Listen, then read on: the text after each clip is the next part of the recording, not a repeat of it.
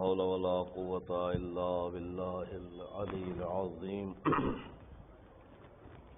أعوذ بالله من الشيطان اللعين الرجيم بسم الله الرحمن الرحيم الحمد لله رب العالمين والصلاة والسلام على سيد الأنبياء والمرسلين النبي المؤيد والرسول المسدد والمحمود الأحمد جد الحسن والحسين بالقاسم محمد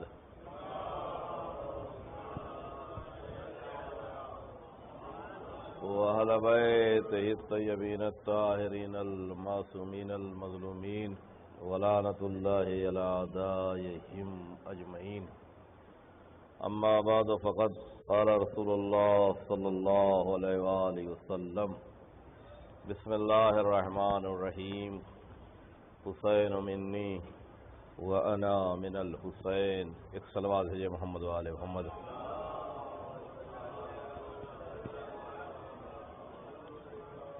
عزیزان گرامی،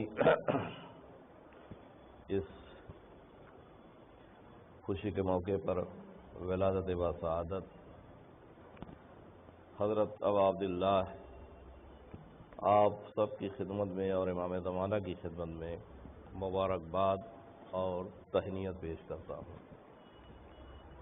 عزیزان گرامی، آپ کو معلوم ہے کہ لمبی چوڑی گفتگو تو ہے نہیں، 10-12-15 منٹ کے اندر بات پوری ہے، لیکن تھوڑی سی بات سنتے جائیے اور دھیمے دھیمے، تاکہ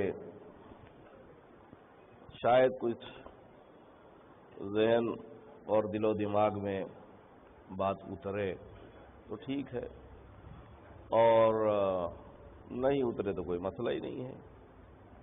دیکھیے، ہمارے ائمہ کی ولادت اور شہادت کی جو تاریخیں آتی ہیں اور ہم ان تاریخوں میں مجالس کرتے ہیں، محافل کرتے ہیں، تو ان مجالس اور محافل کرنے کا مقصد کیا ہے؟ آخر ہمارا کوئی ہدف ہوگا، ہمارا کوئی مقصد ہوگا، کچھ تو ہوگا کہ جس کی وجہ سے ہم یہ سب برپا کرتے ہیں، اور کرنا بھی چاہیے. لیکن عزیزان گرامی، ہمارے ائمہ کی ولادت اور شہادت کی محافل و مجالس برپا کرنے کا مقصد یہ ہوتا ہے کہ ان کی زندگی کو ہم اپنی زندگی میں اتار لیں. یہی تو ہے نا، یعنی ان کا اخلاق کیسا ہے، ان کا کردار کیسا ہے، ان کی عبادت کیسی ہے، ان کا غریبوں کے ساتھ سلوک کیا ہے، دیگر چیزیں ہیں. بہرحال لمبی چوڑی باتیں، تو یہی مقصد ہوتا ہے کہ نہیں ہوتا؟ یہی مقصد ہے کہ ہم ان کی زندگی کو پڑھیں اور پھر اپنی زندگی میں اس پر عمل کرنے کی کوشش کریں. لیکن اگر ہم نے محافل برپا کی، مجالس برپا کی، سب کچھ کیا، لیکن ان کے اخلاق و کردار اور ان کی بتائی ہوئی باتوں کو ہم نے اپنے اندر نہ اتارا، تو ذرا انصاف سے بتائیے کہ ہمیں کتنا فائدہ ملے گا. سوچنے کی بات ہے، لمحہ فکریہ ہے. آدمی سوچے کہ اگر کسی معصوم کی ولادت کی تاریخ تھی تو ہمیں ان معصوم کی کوئی ایک حدیث یاد ہوئی یا نہیں؟ کسی معصوم کی شہادت کی تاریخ تھی، اس معصوم کی کوئی حدیث ہمیں یاد ہوئی یا نہیں؟ اس معصوم کی کوئی بات ہمیں پتہ چلی یا نہیں؟ دیکھیے، خوش ہونا بہت اچھی بات ہے، اس لیے کہ جب امام علی مقام کی ولادت با سعادت ہوئی ہے تو ایک خوشی کا ایک سما تھا. علی بھی خوش ہیں، فاطمہ بھی خوش ہیں، حسن بھی خوش ہیں، سب خوش ہیں، یہاں تک کہ پروردگار بھی خوش ہے. اور اسی ولادت ہی کے موقع پر کہ وہ ملائکہ وہ فرشتے جو ہمہ وقت عبادت میں مصروف رہتے ہیں، جو رکوع میں ہے وہ رکوع میں ہے، جو سجود میں ہے وہ سجود میں ہے، جو قیام میں ہے وہ قیام میں ہے، جو جہاں ہے، لیکن ادھر ولادت بسعادت ہوئی، اللہ نے سید الملائکہ جبرائیل کو حکم دیا کہ ایک فرشتوں کی جماعت لے کر در زہرا پہ پہنچو، کاہے کے لیے؟ مبارکباد دینے کے لیے۔ اس لیے یہ حسین نہیں ہے بلکہ خدا کے دین کا بچانے والا ہے، یہ محافظ شریعت ہے، یہ جانشین رسول ہے۔ رسول کا نام نہ باقی رہتا اگر حسین نے کربلا کے میدان میں قربانی نہ پیش کی ہوتی۔ ادھر اللہ کا حکم ملا، حکم پروردگار ہوا، جبرائیل ایک فرشتوں کی جماعت کے ساتھ ہزاروں میں رہیں۔ آپ کتاب اٹھا کر دیکھ لیجئے، بلکہ ایک مقام پہ میں نے دیکھا ہے وہاں بھی قبیلے ہوں گے، شاید یہ فرشتے اس قبیلے کا، اس فرشتے کا، ہر قبیلے سے ہزار کو لینا ہے۔ بہرحال جتنے بھی رہے ہوں، اس سے مجھے بحث نہیں ہے، میں آپ کی خدمت صرف جبرائیل لے کے چلے، اور ادھر اللہ نے حکم دیا جنت سجا دی جائے، سجا دی جائے، جنت سجا دی گئی، اور ہم یہاں سجاتے ہیں، کیوں؟ ادھر حسین کی خوشی میں اللہ نے پوری جنت کو سجوا دیا، ہم بھی کرتے ہیں۔ اور ادھر ہوروں کو حکم دیا کہ اپنے کو سجا لو، تو ہم نے اپنے کو سجا لیا، سب سج گئی، بہترین لباس، بہترین زیور جو بھی ہو۔ اب ادھر سید الملائکہ چلے، عرش سے چلے فرش پر آنے کے لیے، در زہرا پہ آنے کے لیے، در بطول پر آنے کے لیے فرشتوں کی جماعت ساتھ ساتھ ہے، ساتھ ساتھ فرشتوں کی جماعت ہے، آگے آگے سید الملائکہ ہے جو سردار ملائکہ ہے۔ راستے میں جیسا کہ واقعہ آپ کا سنایا ہے، صرف یاد دہانی کے طور پر، تورک کے طور پر، ایک جزیرہ ملا، ایک گڑھا جزیرہ، جس جزیرے میں ایک فرشتہ جس کا نام فطرس بھی ہے، ایک دوسری روایت کے مطابق سلسائیل بھی ہے، بہرحال جو بھی ہے، فطرس زیادہ مشہور ہے۔ جب فطرس نے دیکھا کہ سید الملائکہ فرشتوں کی جماعت کے ساتھ جا رہے ہیں، تو اس نے یہ جب منظر دیکھا تو جناب جبرائیل سے پوچھا، جبرائیل یہ بتاؤ کیا قیامت آ گئی ہے؟ سب جا رہے ہو؟ کہا قیامت نہیں آئی ہے۔ تو کہا پھر عرش سے زمین پر جا رہے، فرش پہ کاہے کے لیے جا رہے ہو؟ کہا جا اس لیے رہے کہ حکم خدا ہوا ہے، حکم پروردگار ہے کہ عبادتوں کو چھوڑو اور در زہرا پہ پہنچو۔ علی کے یہاں بیٹا پیدا ہوا ہے، رسول کا نواسہ دنیا میں آیا ہے، جا کر اسے مبارکباد پیش کر دو، جا کے اسے مبارکباد دو۔ ایک مرتبہ فطرس کہتا ہے جبرائیل یہ بتاؤ کیا ممکن ہے کہ مجھے بھی لے چلو؟ اچھا یہ کوئی نافرمان فرشتہ نہیں تھا کہ نافرمانی بہت کرتا تھا، بلکہ حکم خدا ہوا تھا کہ یہ کام کرو، جو بھی ہے اس حکم خدا کے کرنے میں ذرا سا تعامل سے کام لیا، تھوڑا سا لیٹ کیا، تو پروردگار عالم نے وہ جو بال و پر ہوتے جس سے وہ اڑتے ہیں اسے چھین لیا، تعامل ایک ذرا سا حکم خدا میں تاخیر کر دی تھی، خدا نے بالوں پر چھین لیے تھے اور جزیرے میں ڈال دیا تھا۔ تو جبرائیل کیا یہ ہو سکتا ہے کہ مجھے بھی لے چلو رسول کی بارگاہ میں؟ شاید رسول کی دعا کے بدولت رسول دعا کر دے اور مجھے بالوں پر مل جائے۔ سید الملائکہ نے اس فرشتے کو کہ جو اڑ نہیں سکتا تھا اٹھایا اور اٹھا کر لا کر پیغمبر کی خدمت میں رکھ دیا، بٹھا دیا اور پوری روداد بیان کر دی، پوری داستان فطرس کی بیان کر دی۔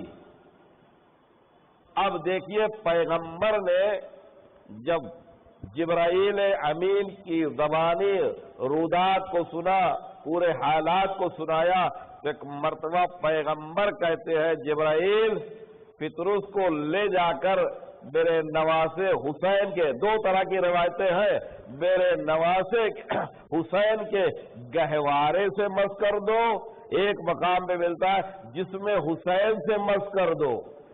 پطرس کو گہوارے حسین سے مس کرنا تھا کہ ایک مرتبہ بالوں پر جو چھن گئے تھے، چلے گئے تھے، ادھر مس ہونا تھا گہوارے حسین سے کہ پھر ویسے ہی بالوں پر آ گئے اور آسمان میں اڑنے لگا، اور یہ کہتا ہوا جا رہا ہے کہ مجھ جیسا کون ہے، میں تو حسین کا آزاد کیا ہوا ہوں، مجھ جیسا کون ہے۔ اور اس کے بعد پطرس دیکھیے کیا ہے، حل جزاء الاحسان الا الاحسان، بھائی جو بھی احسان کرے اس کے ساتھ احسان کرنا چاہیے، جو بھی نیکی کرے اس کے ساتھ نیکی کرنا چاہیے، جو بھی اچھا سلوک کرے اس کے ساتھ اچھا سلوک کرنا چاہیے۔ اب حسین کی بدولت، حسین کے آنے سے پطرس کو بالوں پر مل گئے، پطرس سے ملائکہ کے سب میں اڑنے کے لائق ہو گیا، پرواز کرنے کے لائق ہو گیا۔ یہ کس کا احسان ہے؟ حسین ابن علی کا احسان ہے۔ یہ کس کا احسان ہے؟ نواسے رسول کا احسان ہے۔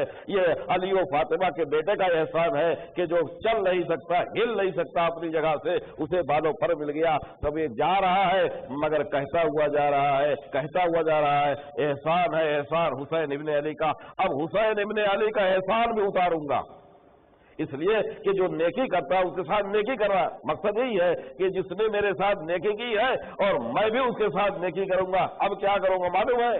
اس طریقے سے اس نیکی کا بدلہ نیکی سے میں ادا کروں گا، اس احسان کا بدلہ احسان سے ادا کروں گا۔ اب جو بھی حسین کی زیارت کرے گا، پطرس کہتا جو بھی حسین کی زیارت کرے گا، میں اس زیارت کو حسین کی بارگاہ میں پہنچاؤں گا، میں اس زیارت کو حسین کی بارگاہ میں پہنچاؤں گا۔ اور کہیں بھی دنیا کے کونے میں، کہیں بھی دنیا کے گوشے میں، کہیں بھی گھر ہو یا کہیں بھی ہو، اگر کوئی حسین کو سلام کرے گا تو قیامت تک اس کے سلام کو حسین کی بارگاہ میں پہنچاؤں گا، اس لیے کہ حسین کی بدولت مجھے بالوں پر ملے ہیں۔ اور اس کے بعد کہتا ہے، پطرس کہتا ہے کہ جو زیارت کرے گا میں حسین کی بارگاہ میں پہنچاؤں گا، جو سلام بھیجے گا حسین کو سلام کرے گا اس کے سلام کو بارگاہ حسین میں پہنچاؤں گا، اور جو درود بھیجے گا حسین پر میں اس درود کو حسین کی بارگاہ تک پہنچاؤں گا۔ اس صلوات بھیجے محمد علیہ محمد۔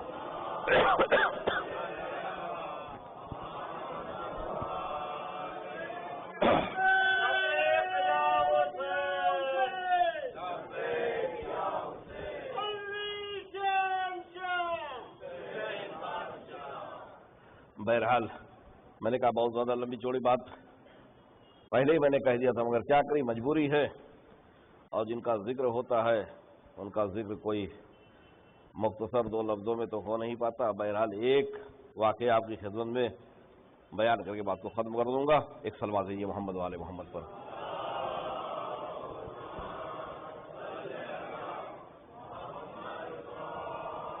بڑے آسانی سے دھیمے دھیمے سن لیجیے بات کو سمجھ، اس لیے کہ حسین جو ہے وارث انبیاء ہیں، ہے نا، وارث انبیاء ہیں، دین کے محافظ ہیں۔ یہ جو لا الہ الا اللہ اذانوں کی آواز جو آ رہی ہے ہمارے کانوں میں، یہ حسین ابن علی کی دین ہے۔ نہ آدم کی محنت، نوح کی محنت سب کی ختم ہو جاتی اگر حسین نے بچایا نہ ہوتا۔ ایک صحابی رسول ہیں، وہ پیغمبر کے پاس آئے، منت و ندمانی ہوگی جو بھی کیا ہوگا کہ یا رسول اللہ میری منت ہے کہ میں آپ کی دعوت آپ کے گھر کروں، آپ کی دعوت اپنے گھر کروں، کیا آپ میری دعوت کو قبول کریں گے؟ کیا آپ میری دعوت کو قبول کریں گے؟ نبی نے صحابی کی دعوت کو بخوشی قبول کیا، قبول کر لیا، اور کہا کہ ساتھ میں شہزادوں کو بھی لے آئیے گا۔ حسین کو بھی لے آئیے گا، حسن کو بھی لے آئیے گا۔ خیر دعوت ہو کہہ کے چلا گیا، وہ انتظام میں لگ گئے، دعوت کے انتظام میں لگ گئے کہ بھائی جب کسی کو بلایا جاتا ہے تو اسی کے حساب سے جو ہے انتظامات کیے جاتے ہیں، بندوبست کیا جاتا ہے، کیا کھائیں گے، کیا پیئیں گے، کہاں بیٹھیں گے، کہاں اٹھیں گے، کہاں لیٹیں گے، یہ سب تمام چیزیں ہیں کہ نہیں ہیں؟ جس طریقے سے آنے والا ہوتا ہے اسی طریقے سے انتظامات بھی کیے جاتے ہیں۔ اور پھر آنے والا کون ہے؟ سید الانبیاء ہے کہ نہیں؟ اب انتظامات ہو گئے اور وہ تاریخ آ گئی، وہ دن آ گیا، وہ وقت آ گیا کہ جس دن اس صحابی کے گھر نبی کو دعوت پہ جانا ہے۔ بہرحال پیغمبر اسلام اپنے نواسوں کو لے کر اس صحابی کے گھر پہ آئے، دروازے پہ پہنچے تو کیا دیکھا کہ صحابی دروازے پر کھڑا ہوا ہے اور پیغمبر کے قدموں کے اوپر اس کی نگاہ جمی ہوئی ہے۔ پیغمبر کے قدموں کے اوپر اس کی نگاہ جمی ہوئی ہے، دیکھ رہا ہے کہ کتنے قدم میرے گھر پیغمبر کے پڑ رہے ہیں، میرے آنگن میں کتنے قدم پیغمبر کے پڑ رہے ہیں۔ جب پیغمبر نے دیکھا تو پوچھا صحابی سے، تو کہا کہ یا رسول اللہ میں نے منت مانی ہے۔ منت مانی ہے، کاہے کی منت مانی ہے؟ منت یہ مانی ہے کہ پیغمبر کے جتنے قدم میرے گھر میں پڑیں گے اسی کے حساب سے میں اللہ کی بارگاہ، اللہ کی راہ میں غلام کو آزاد کروں گا۔ جتنے قدم بھی پڑیں گے، 1 قدم 10 قدم 15 قدم جو بھی پڑیں گے، اسی کے حساب سے اللہ کی راہ میں غلام کو آزاد کروں گا۔ خیر دعوت ہوئی، بہترین دعوت، بہترین عزت، بہترین ضیافت، بہت خوش، رسول بھی خوش، صحابی بھی خوش، سب خوش۔ اب جب گھر واپس آئے اور پیغمبر اپنے ہاں چلے گئے، حسین ماں کے پاس آ گئے اور پوری دعوت کے ماجرے کو حسین ابن علی نے بیان کیا مادر گرامی سے کہ اس صحابی نے، نانا کے صحابی نے کس طریقے سے عزت کی، کس طریقے سے احترام کیا، کس طریقے سے اہتمام کیا، ساری باتیں ماں سے بیان کی۔ تو ایک مرتبہ حسین کہتے ہیں کہ اے مادر گرامی، اگر آپ حکم دیں، آپ کی اجازت ہو تو میں بھی اپنے نانا کی دعوت اپنے گھر کروں۔ اگر آپ اجازت دے تو میں حکم دے تو میں نانا کی دعوت کروں۔ بیٹا بہت اچھی بات ہے، میرے لال بہت اچھی بات ہے، بابا کی دعوت کرو۔ حسین نے پیغمبر اسلام سے کہا یا رسول اللہ آپ میرے گھر دعوت قبول کریں گے؟ نبی نے کہا یہ تو میرے لیے فخر کی بات ہے، کیوں نہیں کروں گا۔ اور سنو، میں قیامت کے دن انبیاء کی جھرمٹ میں فخر سے کہوں گا میں وہ محمد ہوں کہ جو حسین کا مہمان بنا ہوں۔ اس صلوات دے محمد اور آل محمد پر۔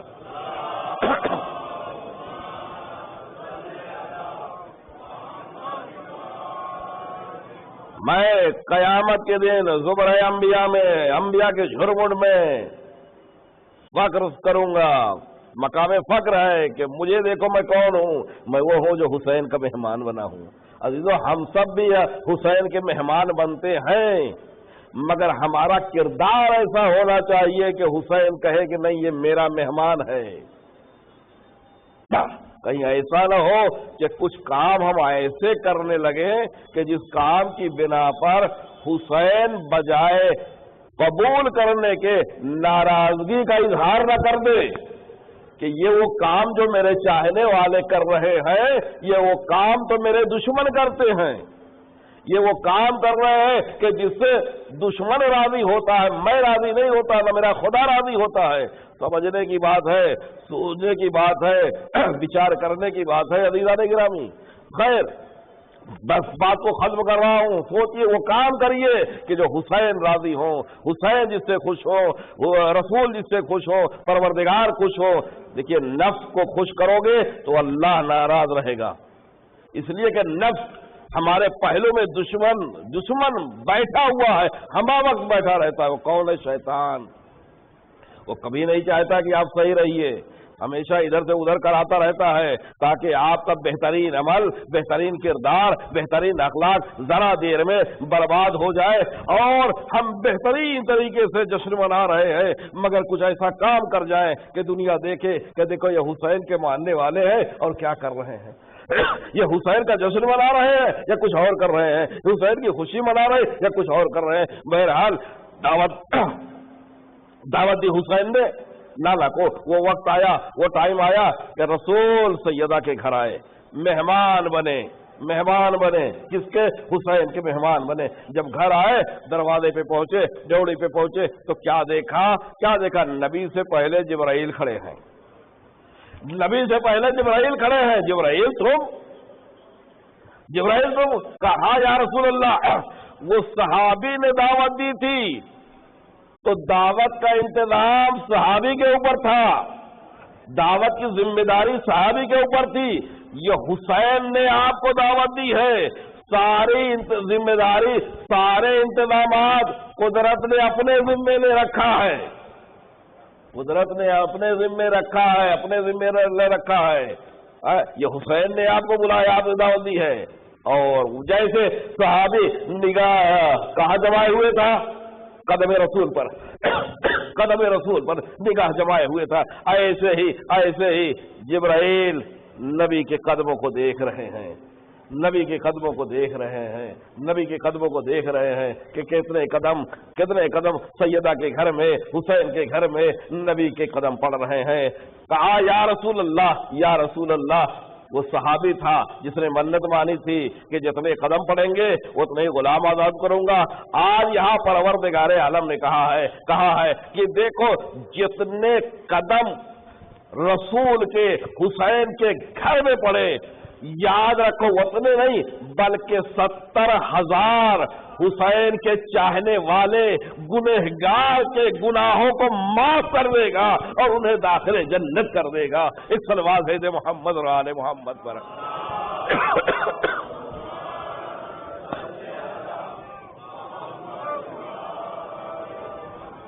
بس اللہ کی بارگاہ میں دعا ہے خداوند عالم ہمیں نیک توفیق عطا کرے۔